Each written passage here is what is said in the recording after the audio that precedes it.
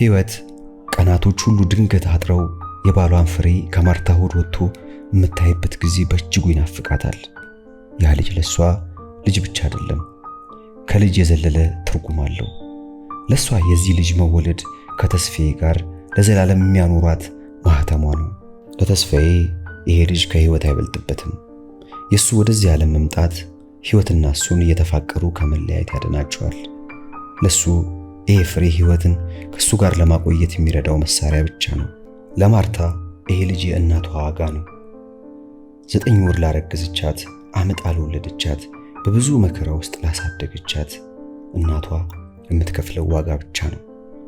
የሷ ጉጉት አንድ ነገር ብቻ ነው፣ ጊዜው ደርሶ ይሄን ልጅ ወልዳ ወደምትናፍቀው እናቷ መሄድ።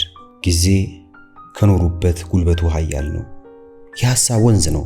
ፍላጎትን ጥርጎ ወስዶ በአዲስ ፍላጎት በአዲስ ሐሳብ ይተካል። ሶስቱም በነበራቸው ፍላጎት ሳያወሩ በደስታ እየዋኙ በጊዜ ጠንካራ ሰንሰለት ተንጠላጥለው እንደ ወንዝ ፍሰት ወረዱ። በዚህ ሂደት ውስጥ ግን የሶስቱም ፍላጎት አድጎ ሶስቱም የሚታገሉት ግን የማይፈነቅሉት ትልቅ አለት መሃላቸው በቀለ።